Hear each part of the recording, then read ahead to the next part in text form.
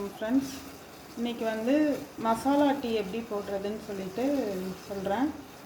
இப்போ இந்த tea pan எடுத்துக்கிட்டோம் இல்லையா, அந்த டீ பேனில் வந்து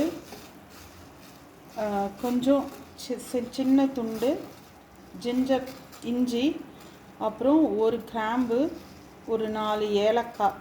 இது ஃபஸ்ட்டு வந்து எம்டி வாட்டரில், நல்லா ஹாட் வாட்டரில் கொதிக்க விடுங்க. நல்லா கொதிக்கணும். இதோட ஃபுல் எசன்ஸும் அதில் அந்த தண்ணியில் இறங்கணும். அது வரைக்கும் நல்லா கொதிக்க விடுங்க. அப்புறம் இப்போ கொதிச்சிருச்சு, நல்லா பாருங்கள், நல்லா கொதிச்சிருச்சு.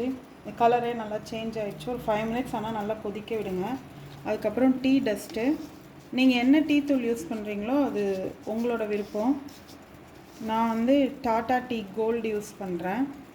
இந்த ஸ்பூனில் நாங்கள் வந்து இப்போது ஒரு 3 பேர் குடிக்க போடுறோம். அதனால் 1, 2, 3.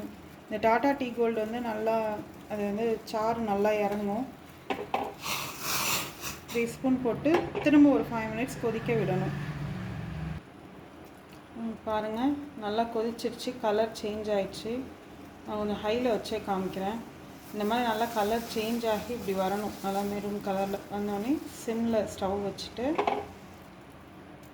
இது அந்த டஸ்ட்டெல்லாம் மேலே ஏறி இருக்கும், டீ டஸ்ட்டு, அது இது பண்ணோடனே ஆல்ரெடி நான் காய்ச்சி வடிகட்டி பால் வச்சுருக்கேன்.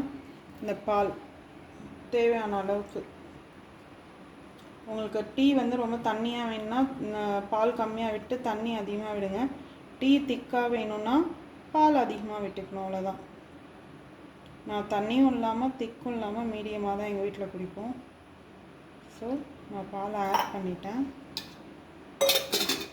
எகெயின் வந்து இது கலந்து விடுங்க. திரும்ப இது கொதிக்கணும். டீ இப்போ நல்லா கொதிச்சிருச்சு.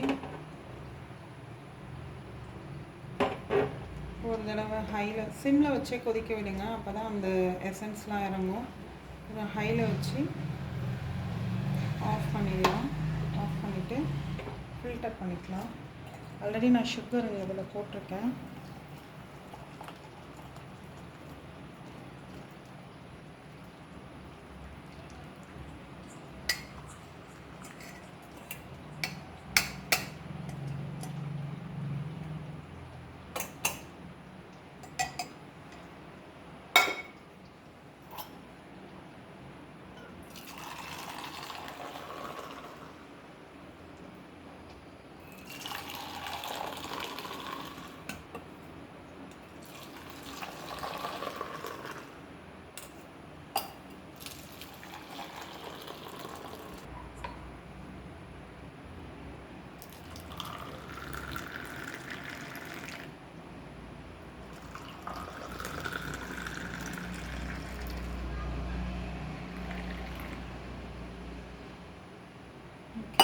இப்போ நம்மளோட மசாலா சாய் ரெடி ஆயிடுச்சு.